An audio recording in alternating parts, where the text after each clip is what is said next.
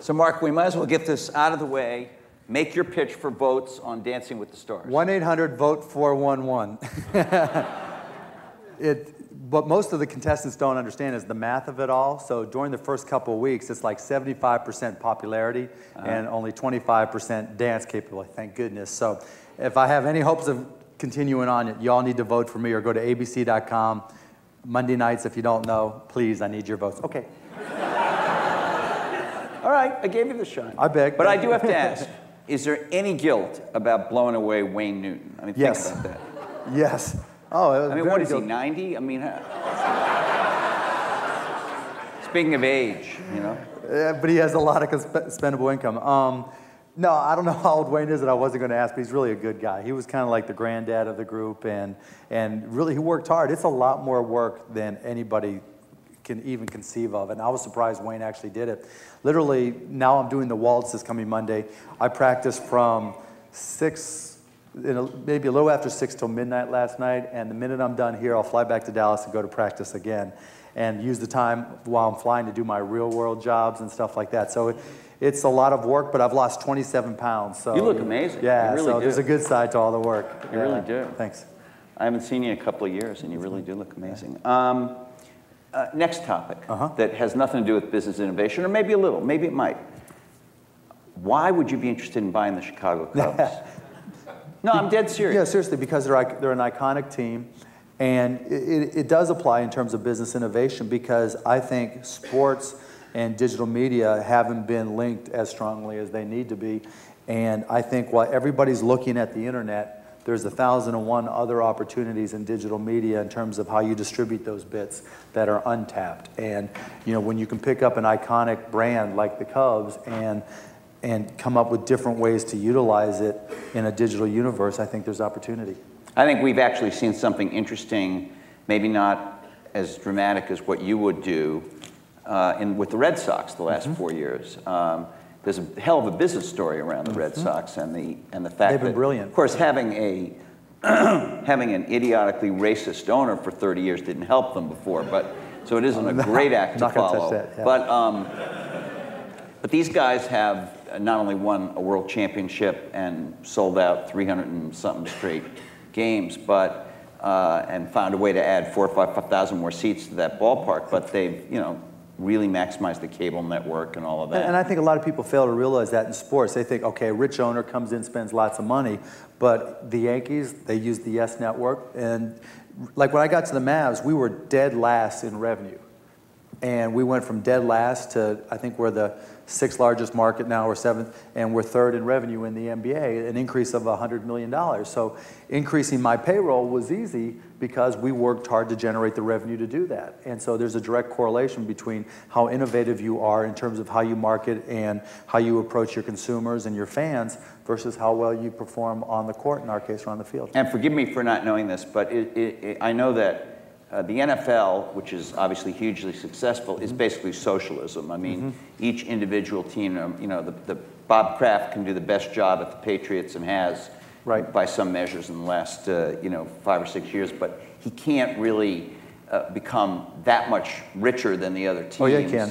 Oh yeah, he can. He can? Oh yeah, okay. Because of the local marketing opportunities. In terms of television, you're marketing, right. But in terms of television, merchandise, and we're the same way. And he can't spend more money. He can't be George Steinbrenner. And we have a comparable cap. And you have it in the NBA. But in baseball, with the Cubs, even though they have more revenue sharing than they used to, you could become, I don't know anything about the economics of the Cubs, but I imagine that you could leverage that. That's the hope, but honestly, I don't know to this point because I haven't seen all the details. All I've been able to do is say that I'm interested and go through the qualification process, and then we'll see what happens and go from there. Should Pinella have pulled Zambrano? I know what I know, and I know what I don't have a clue about. So, all right, I had to try. Yeah. So I had a few things I wanted to talk to you about, and I think we have Saul. Some extra time here compared to some of the other interviews. Sure. And Mark and I did an interview some years ago at my conference that was great. Because what I like about you is you're not shy about your opinions. Yes, and your I am. ideas. People just don't appreciate my shy side. That's all. So you were one of the earliest successful internet entrepreneurs in terms of coming up with a great idea. Actually, a little ahead of its time, I would say, in relative terms to of now, yeah. video on the internet and selling it for a bunch of money. Tell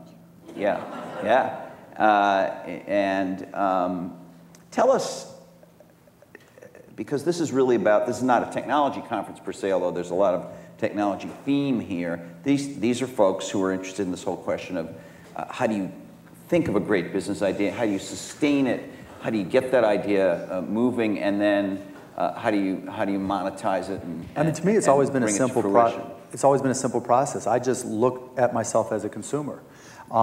When I started Micro Solutions, which was my first company out of college, I remember it was 1982, and I was selling IBM PCs and then ATs, and I had just a marginal business background, but I said, okay, this is new technology. Everybody's starting at the same point.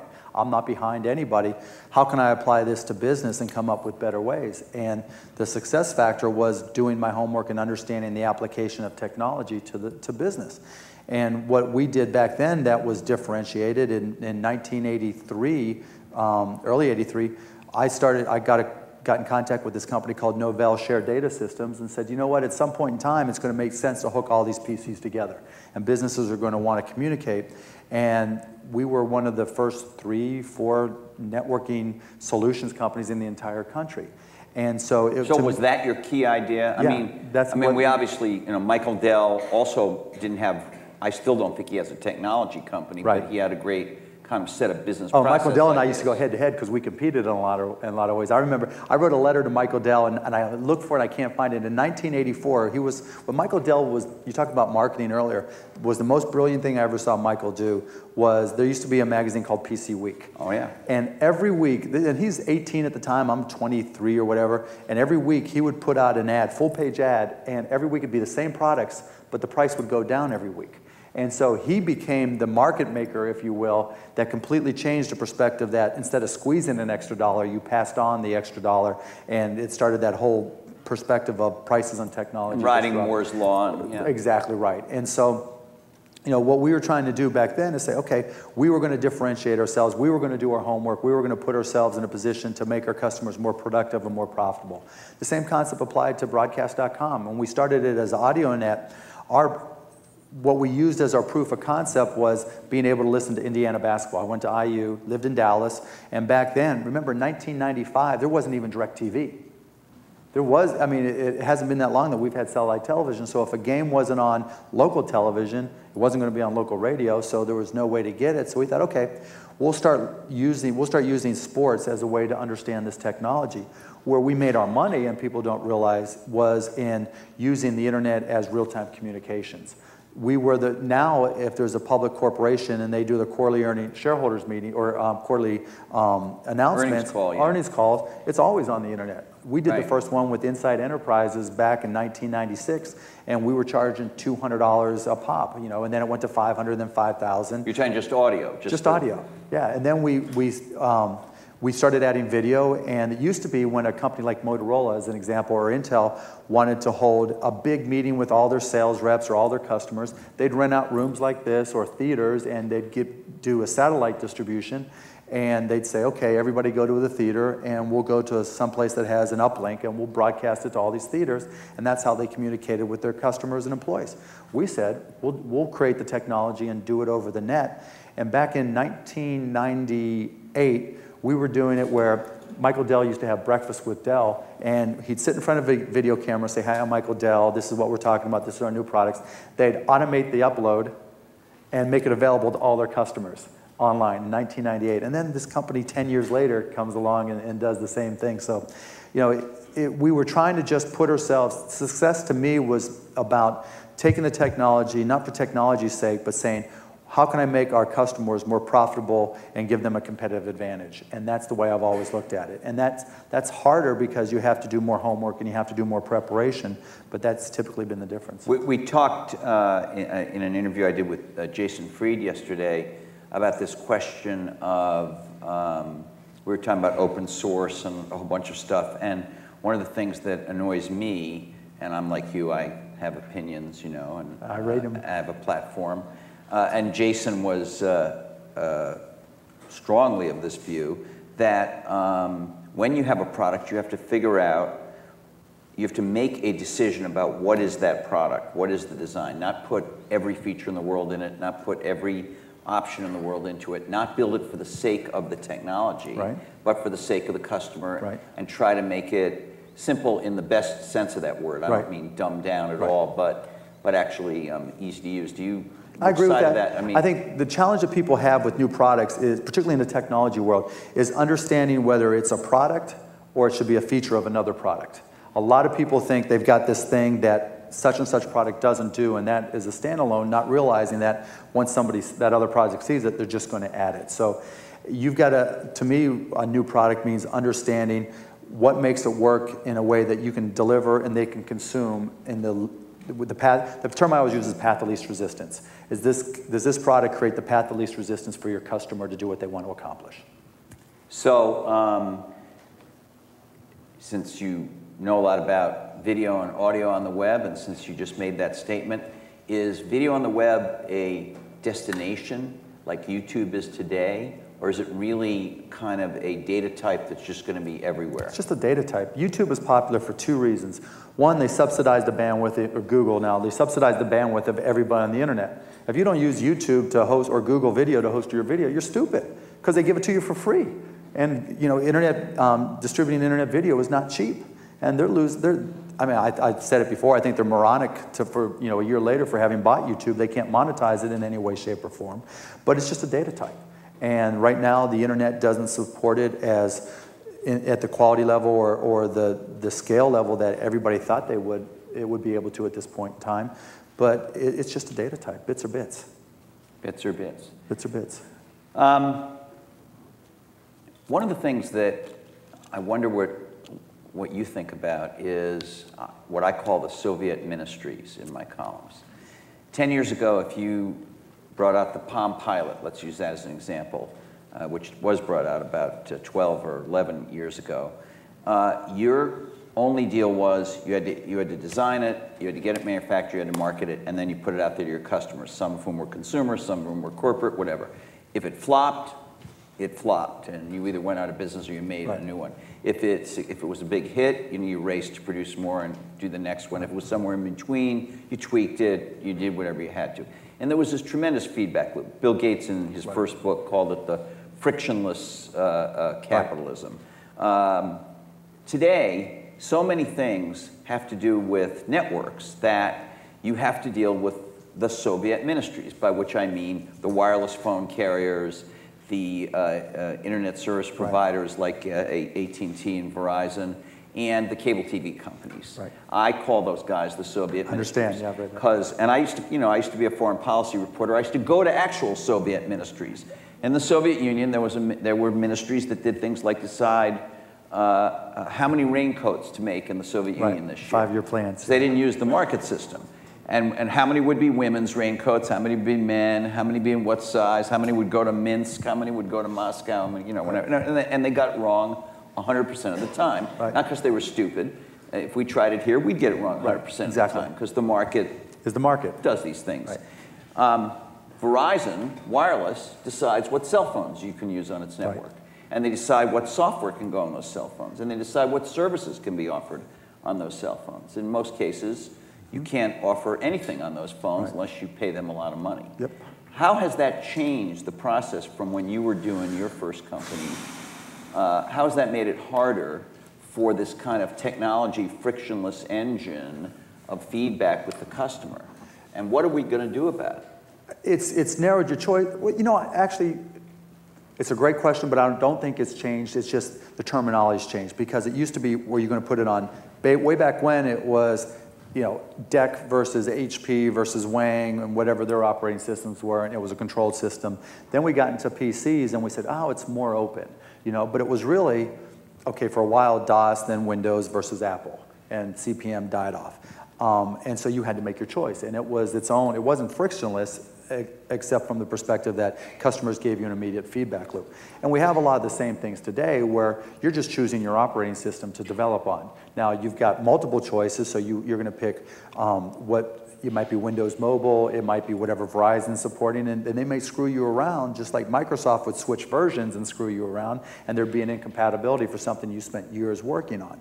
And it used to be the same thing in local area networking. There was ArcNet, there was Ethernet, everybody spent all this money on token ring, and then boom, it was gone, and everything went Ethernet. So I don't see it as being dramatically different. I see those companies as being victims of their own mistakes, and maybe there aren't quite as many opportunities because they're acting like Soviet ministries, but I don't see it as being all that different. At least there's enough different carriers, even if they're regionalized. There's four. Right. Well, there's 300 million people in this country. Right, I understand, but if you look at the number... There's 4 orifices, as Steve Jobs calls it. Right, and Steve is the king of orifices, right? Because he is one, right? And I say that in a polite way. I don't say that in a mean way, because, look, if you were going to ask me what the greatest all-time opportunity is right at this second, it's creating a new operating system. Because Vista sucks. Mac is what it is. Well, Mac's not, well, what's wrong with the Mac? There's a lot of things not right with it. There's a lot of things you can't do with it. It's not open. You can't just develop whatever you want. It is, sure you can. Well, no, absolutely. They have no control over it. Well, no, there's a lot of control. If I'm Hewlett-Packard, I can't just put it on an HP. Oh, no, but that's different. You can develop for it. Right, you can develop. You can and that's what I'm saying. Go home right now. Right now, and write an app and put it on the right, Mac and you can put it, without Apple's permission, without paying them anything. No question. And that's the definition of an open operating system. Right. Except, now, the fact that he won't license it to a hardware company is a different story. Well, yeah, and open as an open source, meaning you can put it anywhere, versus right. open as writing an application. Right. So you've got great hardware manufacturers that are phenomenal in coming up with all these developments in the PC and laptop arena, and they're beholden to an orifice, Microsoft, or Apple is their own thing. And so if you have phenomenal PC technology... So are you investing in this? I haven't seen any. I mean, other than people trying to do some new things on Linux, Which, believe me, I've just reviewed... Dell is now shipping a Linux laptop. And the desktop's And my conclusion was no normal person could use it. Exactly. And that's exactly why I say what I said. But doesn't that mean there's an opportunity for you to take, I'm talking about you, to take an open source, some version of Linux, and actually finish it? If I had the, yes. I mean, it's about, all these Linux distributions are about 80% done. Right. But the 20% is the key thing. Is the key. And that's what I'm saying. I don't have the energy with everything I've got going on right now. The dancing's getting... The dancing. HDNet. Yeah, greatest opportunity right now in the world, but the dancing's getting... Right, exactly. It is what it is, right? HDNet's kind of my focus. I'm in for a penny, in for a pound. But at the same time, yeah, there should be. I mean, just like there was AMD and some others that tried to take on Intel and they would do their clean room thing, someone to knock off Apple, if you will, and come up with a better version, there's an enormous market. Enormous. I mean, it's a change the world type market. And luckily, Steve Jobs isn't litigious, so you'd be okay. You might be, well, yeah. Yeah, he's not going to come after you. But yeah, so I think that's where the opportunity is, because I just wrote a blog post about switching. I mean, I sold my first PC in 1982, and I used a Mac II about 1989, 1990, give or take, and hated it. And so never tried a Mac product again until I went to Vista, which kind of forced me to the dark side. It just was untenable, and it was too much hassle to try to I mean, it's not like I can't back up and reinstall an operating system. I can, but I don't want to. Right. I don't have the time to deal with it, and a MacBook just worked. And it worked for me, and I say that not because I think Macs have become phenomenal all of a sudden, but because 90% of what I do and what everybody does is net-driven. Right. It's just a browser. It's a huge change for them. Right, it's browsers. Tremendous break. Back in the 80s, it used to be what software is... I used to write for this PC magazine, Computer Reseller News, and it was geared towards the reseller channel, people who sold PCs and networks. And it was interesting to see what new software was going to come up, and you'd make all these decision points about, don't pick your PC until you know what software you're going to run. That's all gone now. Right. You're going to use Office-type applications, word processing, PowerPoint, etc. You're going to do email. And everything else, you're not really worried unless you have... Well, plus, on the computer, the Mac happens to come with a very nice suite of built-in stuff anyway. Right. And even the PC... You want photos, it's got a great photo, and the PC has got some basic stuff that comes with it too. Not as good, but yeah, you can get the job done. So was Vista a huge strategic mistake? Again, think about these people as business innovators. It took them they had this product, world dominating, still is. I mean, we're talking about it like it's not, but it is. And they went to do a new version. They had to start and stop twice. It took them 5.5 years. And in the end, People are completely not excited about it. And the interesting thing is it's forcing people to think about buying a new, it requires you basically to buy a new computer. Right. At which point you say, well, wait a minute, there's these other guys. Right, exactly right. They don't get viruses, and they can run Windows programs if I have to now, because that was a big decision they made. And most of what I do is on the net, and you look at Google and what others are doing in terms of being able to run basic apps, doc and spreadsheets. Do those on a Mac. Right, you know, and so you can do those on any platform. Right. And so, yeah, it was a mistake. And even in corporate America, where you've got to have things so, you know, I used to call it the n factorial issue, where everything has, you know, has to work with everything that came before it, and one new thing could just upset the apple cart and screw up everything. And this was the one thing that I think upset the apple cart, except in major corporations where they have more tolerance because everything has to be so stringent. And I think that's what's keeping Vista alive, is corporations and universities and people who have standardized. But where I think Apple made their, or Microsoft made their huge mistake is they tried to make everything backward compatible. And at some point, you just have to say, 20 years of backward compatibility, there's just too much bullshit there, sorry. I have to tell you, I couldn't agree with you more, and I've had this argument with Bill 3 or 4 times. Jobs, you know, just cut you off at the knees about every 5 years. You're out, yeah, you're out, exactly. He just cuts you off at the knees. And he's going to do it, he's going to bring out Leopard, and he's going to announce that if you have a Mac of a certain VIN, you know, it's over. The last couple of years, Macs will be fine, and then before that, like, forget it. And it's smart because he understands that there's a whole revolution going on, and there's multiple devices that are changing our lives. I mean, it used to be, it was exciting to see the new Pentium. How fast was it going to be? Nobody cares. No one cares anymore. 3 megahertz, you know, 3 gigahertz was fast 3 years ago, 4 years ago, and now you don't even know how fast with the duals and whatever, how fast it actually goes. And Vista has so much junk in it, it doesn't even go faster, it's slower. You know, it's taking you backwards. And I'm a huge Microsoft fan across the board. I mean, how they've been able to reinvent themselves outside the PC platform is phenomenal. But I think they're screwing it up on the PC, and I think that creates a unique opportunity. Has the PC peaked? I say this, you're an early PC pioneer. I've written that it's peaked, and I get all kinds of crap. I wrote this actually, and within 3 days, Bill Gates and Paul Otellini had written, or their PR people had written, an op-ed piece in my paper attacking me, which was fine. But I mean, just any mention that the PC is peaked and that the cell phone is basically... Those throw numbers at you. Right? But the reality is, there was a day when you were excited about what was coming out next. That day's long gone. You don't, it's not about, I mean, people look for reasons not to replace their PCs as opposed to reasons to replace their PCs, and to me, that's the definition of having peaked. So it's the cell phone, right? Or what we used to call the cell phone. I think, actually, it's just consuming content more than anything else, where you want it, how you want it. And it's not just about the cell phone. And I'm bigoted in this because of HDNet, our high-definition TV network. But if you look where people spend their money, it's everywhere but the PC. It's not even the internet. You know, cell phones is one way so that you can, to me, iPods and all the portable media are cures for boredom. You talk on the phone, they give you portable productivity because you can get email and you can get information on the net. But in reality, it used to be when you were going someplace, you stopped at the newsstand to get a newspaper, a book, or something to listen to or something to watch.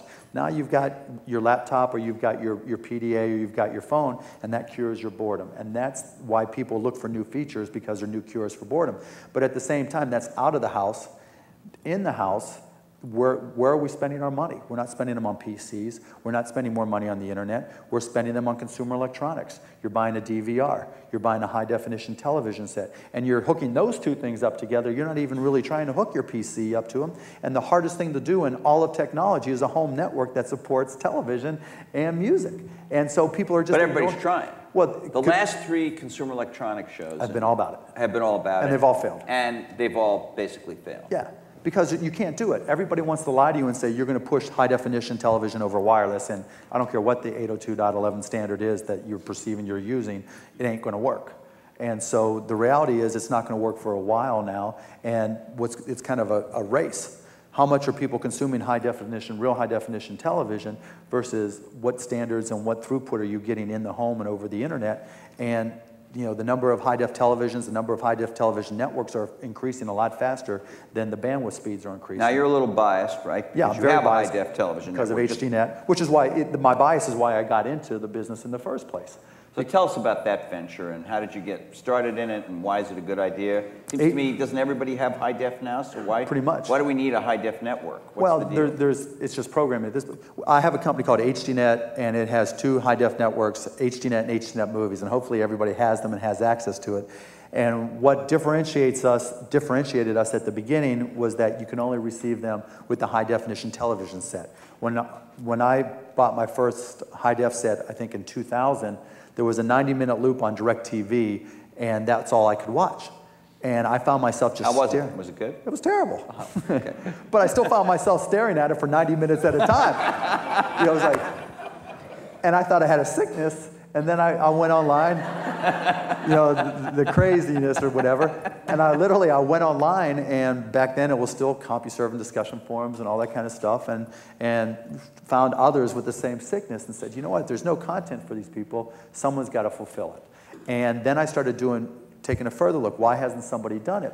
And at that point in time, in 2000, 2001, 2002, a high-def television, forget if it was plasma or LCD, was $8,000 to $10,000 for a 40-some-inch screen. And I looked, and everybody said, this is not going to take off, those are too expensive, and they didn't see the price going down. I looked at high-def televisions, and I saw Moore's Law. And I said, the prices are going to come down like this, performance is going to go like that, which is going to continue to do. You know, you can buy a 42-inch and bigger set for $1,800 or less. You know, you can buy a 37-inch for $700 at Walmart's. You're going to be able to buy, just like we saw the PC curve where prices went like that, performance went like that, you're going to be able to buy in 2 years a 70-inch LCD for under $2,000. Now, not everybody's going to be able to make it work in their home, but that's going to be... You're going to have that option. And if you have those nails, though, you can... Hey, you talk about consumerism in the baby boomers, though. Remember, only 5 years ago, if your buddy had the big screen and the Red Sox were playing, that's where you were going. And that's so right. It's still, now that those baby boomers can afford those, there's still that perception. We've been ingrained and we've been trained that a bigger screen is better and people will make the room. And so I saw that and said, okay, A, there wasn't content. B, everybody thinks the high-def price performance isn't going to change. It is what it is. And then C, I looked at the fact that the distributors, satellite and cable, were built around bandwidth. They had a certain amount of bandwidth either in the satellites they put up or their distribution system, 700 gigahertz, or, gigahertz, whatever it may be. And they were supporting X number of channels that took up 3 megabits per channel, whereas an HD channel at that time took up 19 megabits. So I thought, you know what? If you take all the channels that exist today and expand them to 19 megabits, assume for compression that goes down to 8 megabits, there's not enough bandwidth to go around. So if I can get some oceanfront real estate, I'm going to be sitting pretty. And then if I can turn that into a great programming, because at some point in time, they will convert like they're starting to do just now, well then I'll have a following and people will be excited about my network. And how has it worked out? It's worked out great. I mean, we're growing 5% per month.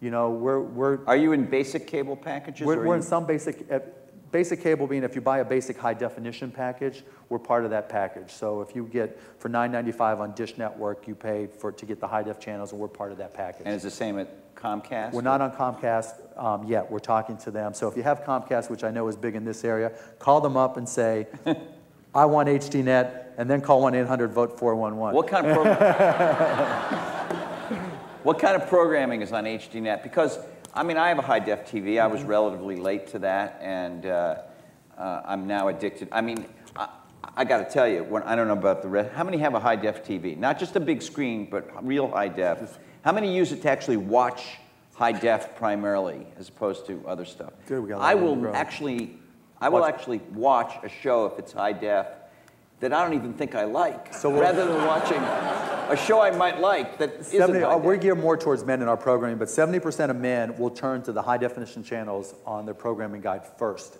every single time. Right. And like 40% will watch something, like you said, that's in high def as opposed to not. Yeah, my wife will walk in, what are you watching? I don't know, Australian But it's really rugby. cool, yeah. Something that's high def. But to answer your question in our program, Look at the grass, it's fabulous, you know? And that's what we used to do initially. Just shakes her head, you know. Yeah. Initially, that's exactly what we had. We had documentaries and things we could put together inexpensively that were pretty pictures. But Monday night, we have sci-fi programming, so we have Smallville, and we have Star Trek Enterprise, but we have a new program that we did with BBC called Torchwood. and it's just a great show. BBC airs it in standard def, and we air it in high def. It's a phenomenal show. Tuesday night is our news night, where we have Dan Rather reports, and we give Dan Rather just carte blanche to go out and do stories. He gets a full hour, just no commercial interruptions. And no controversy there. Yeah, Dan always finds controversy. And then we have a show after Dan's, which kind of takes different viewpoints. It's called HDNet World Report, where we have stringers. We have 6 stringers in 60 cities around the world, and we put together packaging there. Wednesdays, we have licensed programs we bought from others. Thursday is typically sports night, so now we have the NHL on. Fridays are MMA. You have the what? NHL. NHL. National Hockey League, yeah. I know in Boston that's tough, in this region that's tough, but we won't go there. And then Friday night, we have kind of our younger guys programming, where we have our version of E-Wild on called Get Out. We send pretty girls in bikinis out to, adventurous places around the world, and then they get drunk. And then we have... And I like the show. And then we have a show called Inside MMA, which is kind of sports center for mixed martial arts, and then we typically have a mixed martial arts event after that. Saturday, same type of sports, and then Sunday we have concerts. Concerts are amazing because in the past, concerts never worked on television because you have a 4x3 screen and maybe some basic stereo, but on a big LCD or plasma, we have U2, Gwen Stefani, Black Eyed Peas, Coldplay, Radiohead, all these major groups, and people have them in home theaters, and all day Sunday from noon on Sunday until 2 in the morning, all we play is concerts. And we have the world's largest high-definition concert library, and that's really popular as well. And how many homes We're in about 7 million homes right now. You're in 7 million. Right. Does that mean you pass by 7? No. We pass by about 65 million. We have 7 million subscribers. So pretty much everybody has got the picture but Cablevision and Comcast. And just to go back over your reasoning on this, because obviously there's high def now on, Leno and Letterman are high def. But the difference is a lot of other high def. There's more high def channels, but not a whole lot of high def content.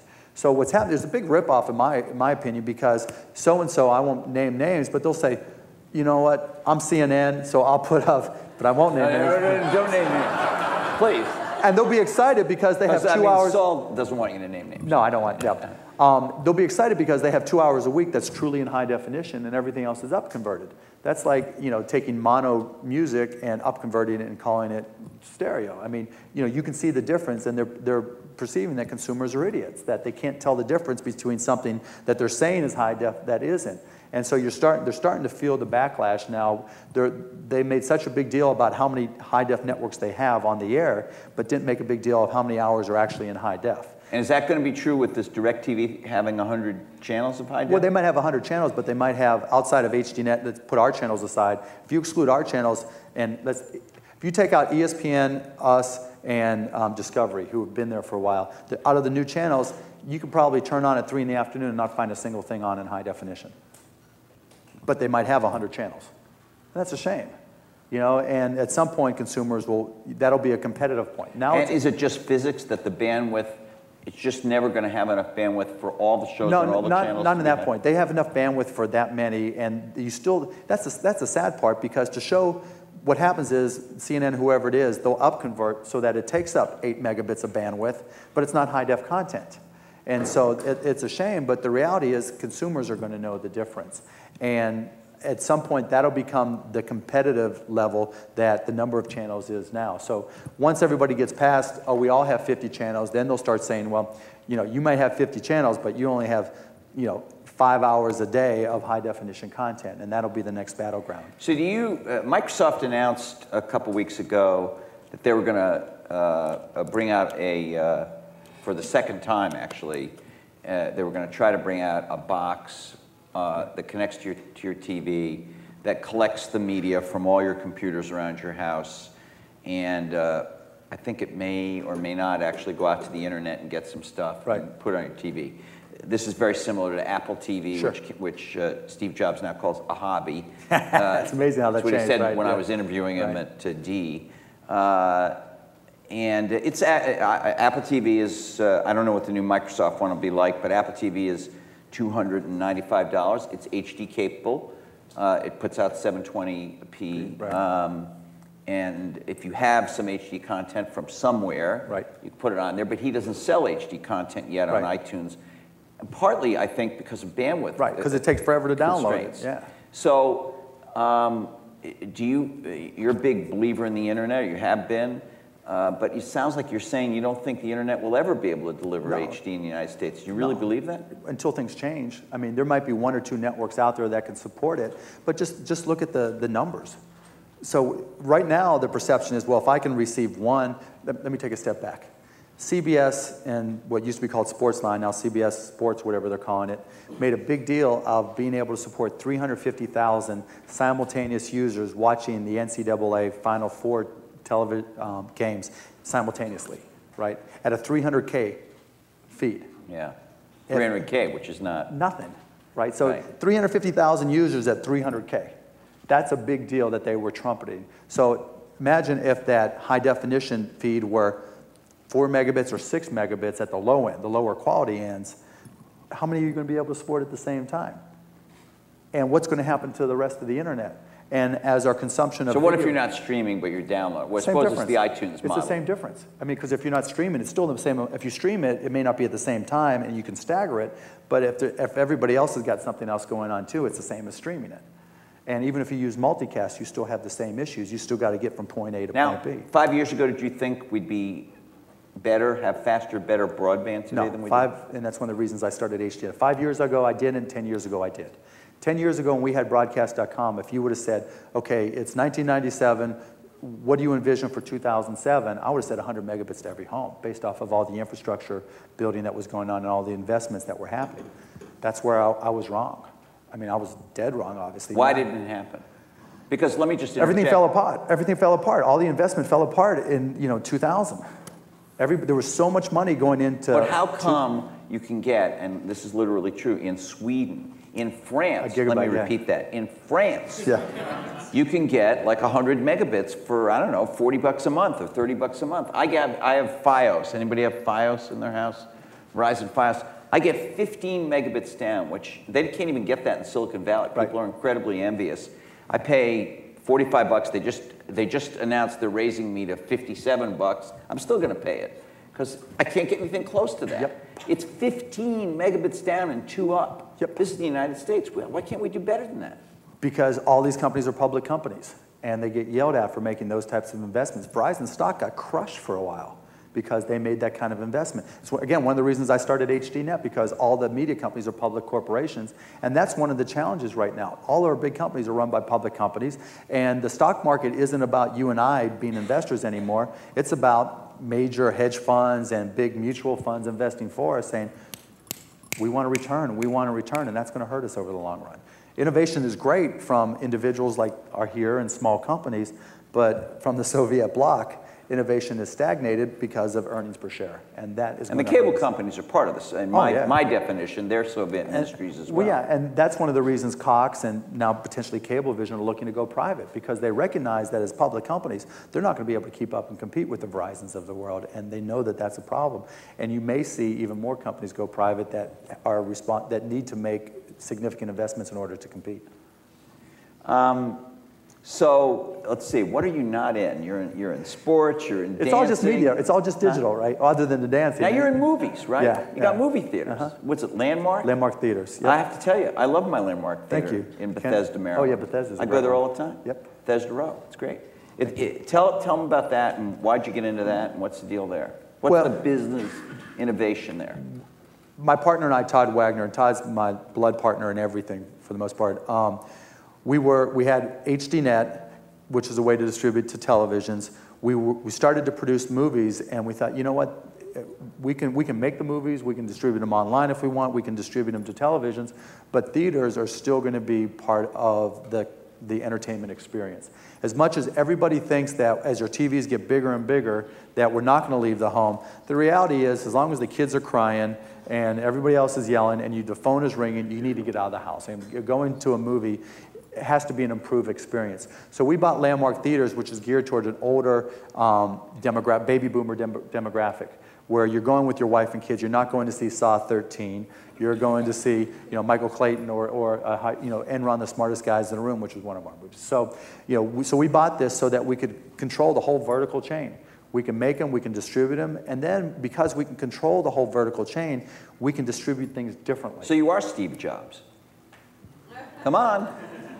I'm not as creative as Steve. I'm not as ubiquitous as Steve. He's done an amazing job. But no, but I mean, there is that, you know, you're trying to design an ecosystem. Exactly right. We want to create things digitally and get them to people how they want to consume them, where they want to consume them. So we have a DVD company, and so we have Magnolia Home Entertainment that distributes DVDs. And one thing we don't make a big deal about it, but we started the company 2 years ago now, maybe 2.5 years ago, and every single DVD that we distribute with all of our movies, whether it's Enron, The Smartest Guys in the Room, or any other movie, none of them have copy protection, and we're doing just fine. So if you buy a Magnolia home video product, you can rip it. You can rip it, you can copy it to your iPod, you can copy it wherever you damn well please, but if I see you selling it on the street, I'm going to beat the hell out of you. Fair enough, fair enough. All right, but let's go back to the movie theaters for a minute.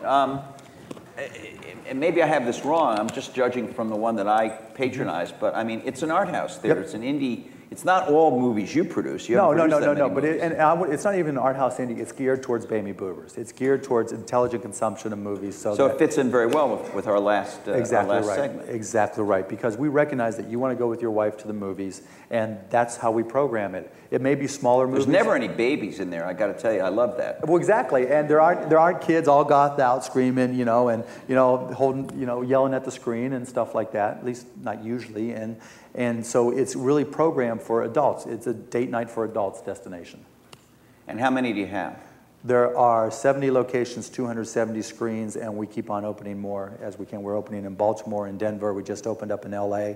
And not only are we going to be doing movies, or we have been doing movies, but not only that, but we're going to be doing live events. So we're talking to operas, we're talking to Broadway plays, we're talking all these different things, because the reality of the movie business is Thursday, Friday, Saturday, and sometimes Sunday are good, but Monday, Tuesday, Wednesday suck.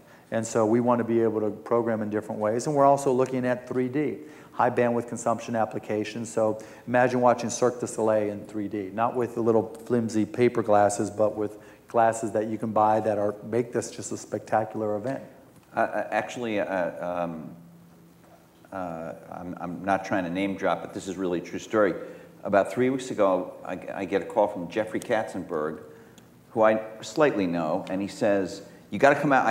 You got to come out, and I got to show you what we're doing at DreamWorks because 3D is coming back in a big way." Big way. And I said, "Oh my God, with the cardboard glasses, what are you talking about?" He goes, "No. You won't even need any glasses for some of it. Depends. Some of it, no. Some of it, you'll use these like polarized glasses." Right. Yeah, polarized glasses are going to be more popular. But then I said, "What are you talking about? One-off movie?" He says, "No, this is going to be big. It's going to be across huge. Everything." Yeah, there'll be over 1,000 theaters that are 3D enabled over the next 18 months.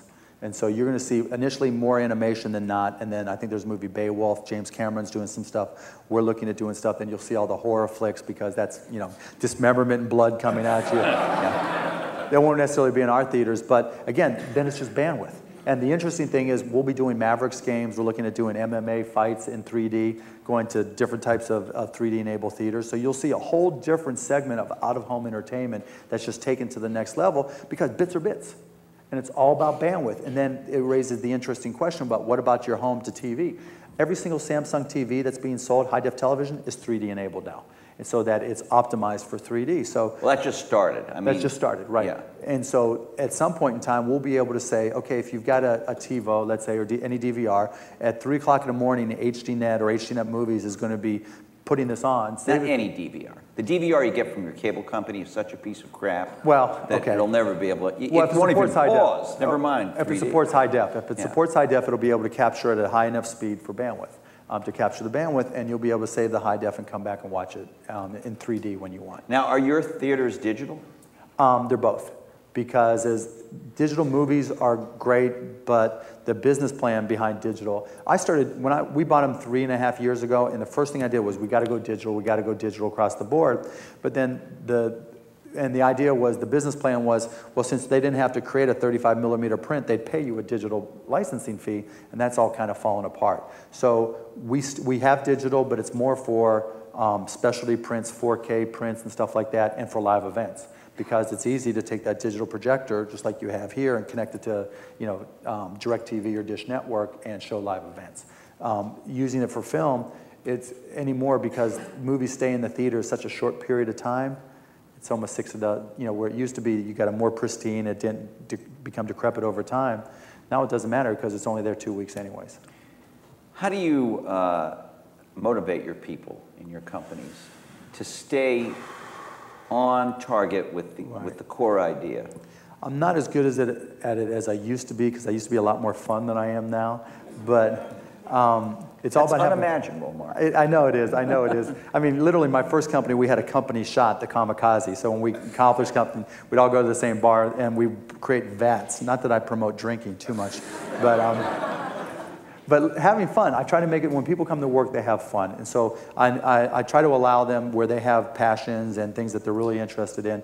As long as they can communicate it to us, we'll try to find a way to enable it. It doesn't always work. In some businesses like the theaters, someone behind the concession stand, it's hard to find something for them that's always fun. But at the same time, we've taken movies that people have created on low budgets that worked as concession workers in our theaters and shown them on the big screen, kind of as a way of rewarding them and encouraging them to be creative. And that's what I try to do, just try to reward people, encourage them, and let them know that I'm paying attention and we care. Is Google just going to have a run that will let them, you were kind of critical of their YouTube thing a little while ago. They seem unstoppable. They do, don't they? They have this kind of management style where they let people spend supposedly 20% of their time. We know that their slogan, their slogan, don't be evil. Yeah, right. Slogan. Yeah. So are they the perfect company that just can't just be like stopped? Microsoft was and IBM was before them.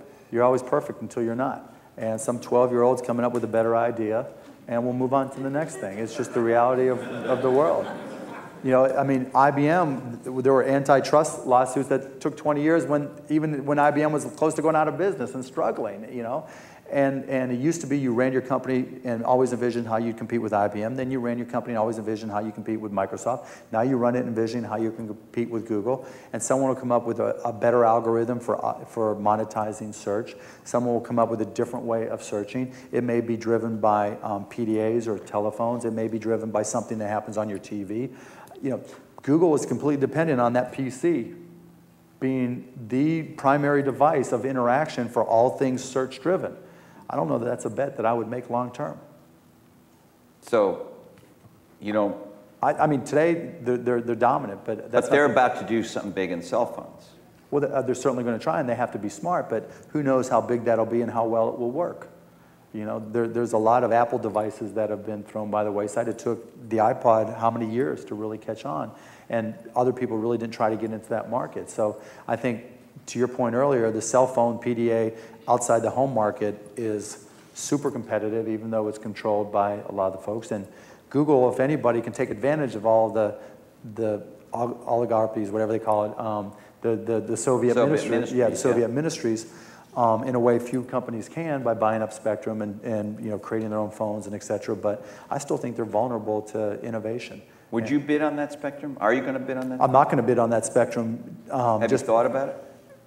No, because it's still a shared medium. You guys know we're talking about the new FCC spectrum auction where Google is talking about bidding to create sort of a network where any device can be hooked up to it, and unlike the way it is now where you have to sort of get a device that AT&T approves of or whatever. But yeah, I don't think it's a device connectivity issue. I think it's a bandwidth issue.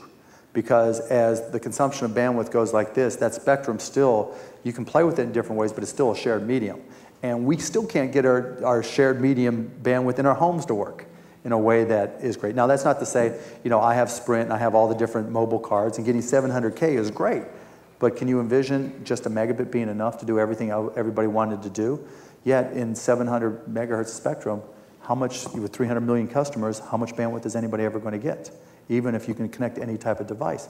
There'll be all kinds of unique applications. To me, the flinch point, the point where things change is 100 megabits throughput to the home. When they were talking about applications for baby boomers, being able to connect your hospital to your home, and that's when things change. That's when you have a platform where So is there any hope or prospect that you know of getting to 100 megabits in the home? Yeah. Tell me what it is. Verizon can do it.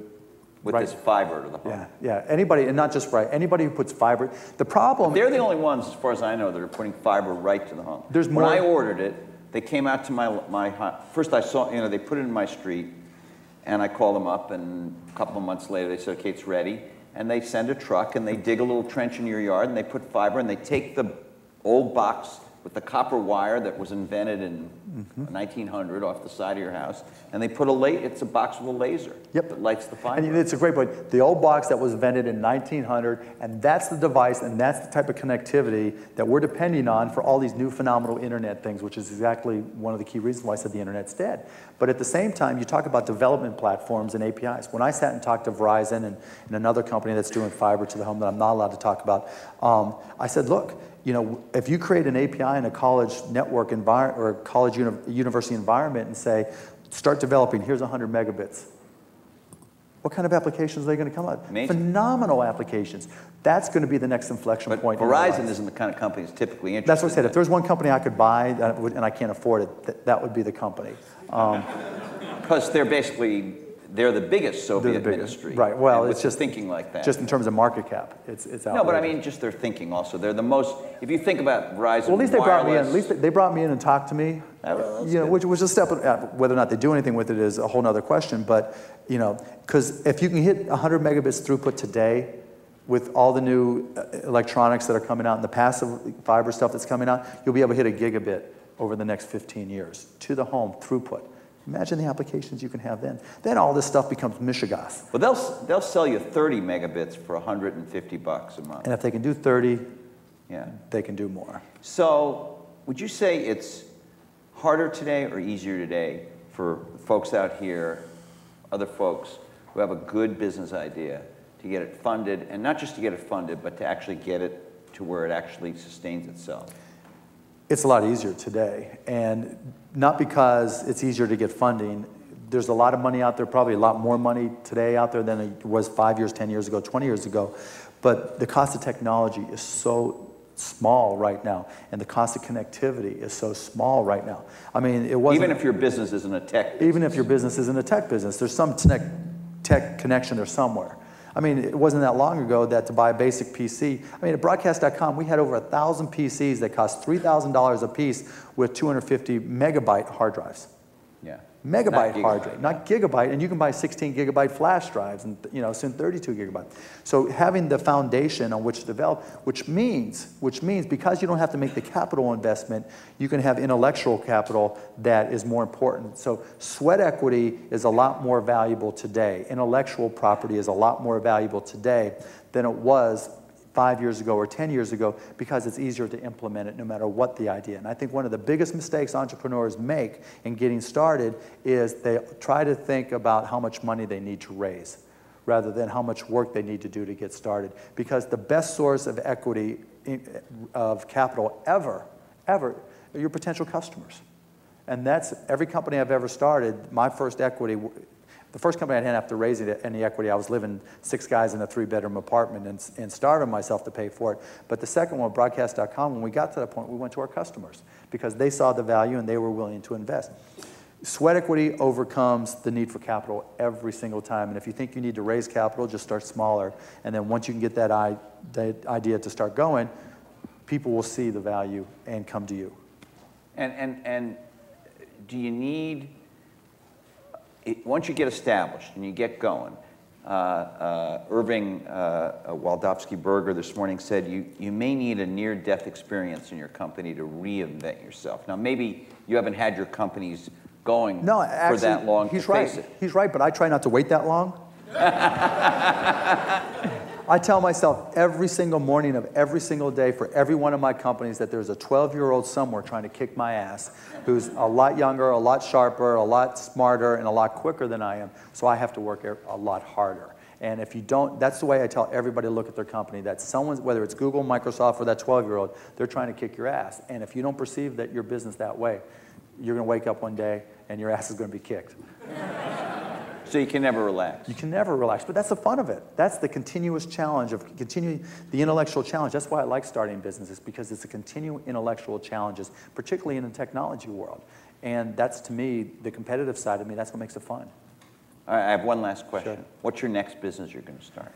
I'm done. I mean, maybe you'll buy the Cubs, and maybe you'll do something revolutionary there. But what's your next, like, I mean, business? in reality, I think HDNet just trying to leverage digital media in new ways, because I think, you know, we talked about 3D, we talked about the theaters, that there's so many, everybody is so focused on the internet when it comes to digital media or digital anything, that I think they're looking the wrong direction. And back over here, if you look where people are actually spending real money, they're buying the TVs, they're buying the DVRs, they're looking for ways to implement connectivity in their homes so they can consume those things differently, completely separate from the internet. They're going to movies, they're looking for different types of entertainment outside the home. That's where all the fun stuff is, and I'm trying to find better ways to leverage that for HDNet, Landmark, and the Mavericks and everything else. So I'm not starting another new company anytime soon? There may be, I mean, there may be little implementations, but not like some unique technology that I think this is where everybody needs to be. Because I think, like was earlier said, there's so many untapped markets.